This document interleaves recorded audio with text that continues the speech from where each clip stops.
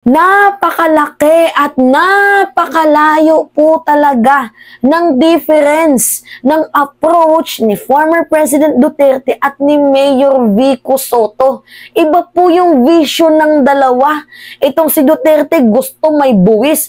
Ito namang si Vico Sotto tinitimbang yung pros and cons sa bansang Pilipinas kung ano nga ba yung mangyayari sa kanyang area.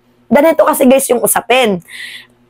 Itong si former President Duterte, di ba nga nagsalita nung nakaraang araw na ang sabi niya, mahalaga daw ang POGO, ang Philippine Offshore Gaming Operation sa bansang Pilipinas dahil napakalaki daw po ng buwis na ibinibigay ng POGO sa bansang Pilipinas, which is nung 2021 nga daw po ang naibigay ng POGO na buwis sa bansang Pilipinas ay 3.1 billion.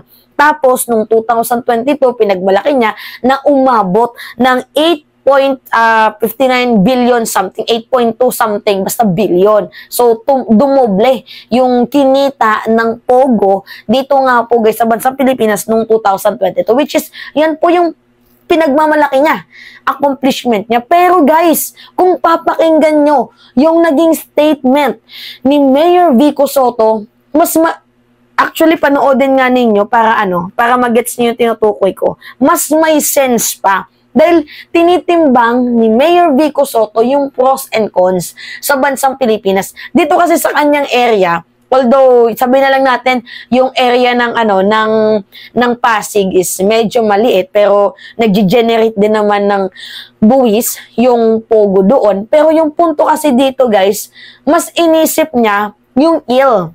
Inisip niya yung nasasakupan niya na mas malaki yung nagiging damage ng POGO kaysa sa binibigay na buwis. Sana ganun yung mindset ni former President Duterte. At isa pa, yung the way na sasabihin niya na wala daw pera ang Pilipinas, parang isang kababuyan, isang kataksilan, isang kagaguhan po yun. Guys, dahil kung walang pera ang Pilipinas, bakit mayroong 51 billion itong si Pulong? Bakit may 46.7 billion ka sa family issue mo? Bakit may confidential funds itong si Sara Duterte?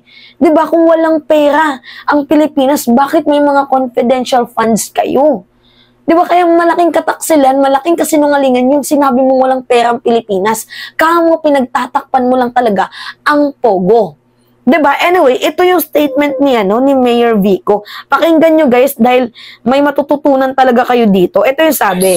Gaya ng POGO. Ito pong mga gambling establishments, gaya ng POGO, yung mga e-games, wala lang talaga akong makitang magandang na idudulot niya sa lipunan natin. Exactly. Meron ba kayong nakitang magandang na idulot ng POGO sa bansang Pilipinas? Okay lang sana kung may mga scholar, may mga tinutulungan silang hospital. Kaso wala eh. Diba? Wala namang ganun. Malaki yung pinsala. Lumaganap yung krimen, pagtaas ng suicidal rate, laganap yung human trafficking, mga nanay, tatay nag-aaway. Diba? Ang daming sinirang pamilya ng POGO na to. Lalo na kapag ikaw ay na-addict sa sugal, nagkakaroon ka ng depression pag natalo ka. Ang daming utak ang sinira ng mga e-gamblings na to. Kaya walang magandang na idulot ang POGO. Oo, may buwis na inilalagak. Pero, yung punto kasi natin dito guys, mas malaki po yung negative effect sa bansang Pilipinas, which is yan po yung pinapoint out ni Vico Sotto noon pa. Noon niya pa yan pinupunto. Diba? Ngayon, binalikan lang natin kasi iba yung mindset ni Vico Sotto dito sa mindset ni former President Duterte. Ang layo. Huge different talaga, malala. Continue. Kung may napakita sana sila na, ito yung magandang nangyayari dahil sa mga games na ito o dahil sa POGO na ito, edi open naman kami, baka pwede natin payagan. Pero wala talaga akong makita na magandang naidudulot niya. In fact, may mga related pong naging in the last years, in the last 4 years na ako po'y mayor, may mga kaso ng even kidnapping, human trafficking, may sanggol na binenta ng magulang, may suicide, so talagang hindi maganda yung nangyayari. At isa pa, naging simbolo ito ng korupsyon sa lungsod namin eh. Kasi open secret in previous city councils na nilalagyan yung city council para i-approve, magbigay ng letter of no objection. Opo, kasi nga yun ang hinihingi ng PAGCOR, no? Letter of no objection from the LGU. So sir, sa usapin po ng kita para po sa gobyerno, ito kasi pinapangalandakan din usually ng PAGCOR, no? Mawawalan ng malaking kita ang gobyerno dito. Sa inyo ho ba meron kayong komputasyon, more or less, magkano ang mawawala kung sakasakaling man po? Nasa milyon din po, Sir Ted. Pero hindi naman siya ganun kalaking mawawala sa city government. Mas marami yung ill effects na mawawala. So you're saying na between money and the social cost nito, mas matimbang yung social cost, Mayor? Tama po, Sir Ted.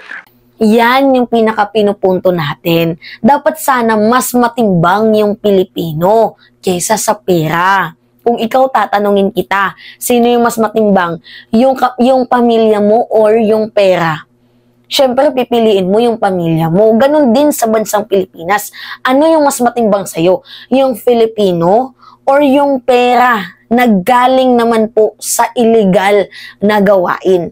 Yan yung pinaka-pinupunto natin. Kaya naman pong mag-generate ng Pilipinas ng pera. May utang ka nga, umutang ka nga, 'di ba?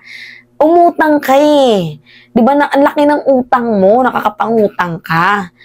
Tapos sasabihin mo, walang pera. Tanggalin mo yung confidential funds mo. Tanggalin mo yung mga confidential funds ninyo. Iwasan nyo yung pagiging corrupt. Then masasabi talaga natin na hindi natin kailangan ng pogo. Yun yung totoo dito. Hindi natin talaga kailangan ng pogo. Okay lang, sige, payagan natin may pogo. Pero sana, hindi illegal. Diba? Pwede po magkaroon ng pogo. Pwede naman natin payagan yan, pero yung hindi illegal. Pero yung punto kasi natin dito, guys, meron pong mga pogo, pero ginawa po nila sa illegal na pamamaraan. Recently nga, yung 298, di ba? Pogo illegal operation.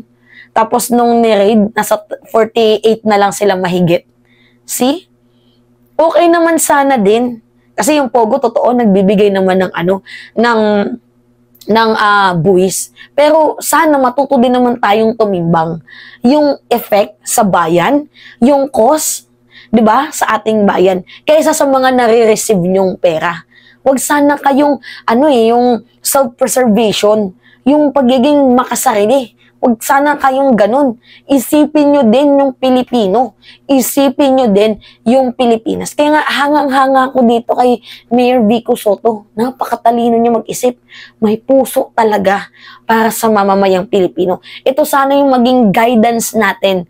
Maging path ng mga susunod na henerasyon na pipiliin na isang politiko at gagayahin yung taong mas tinitimbang yung pagmamahal sa bayan.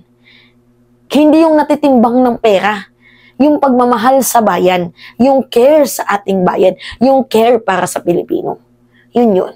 Anyway, yun lamang po guys. It's me again, si Mima Alicia nyo. At nagbabalik ulit para sa ating panibagong video.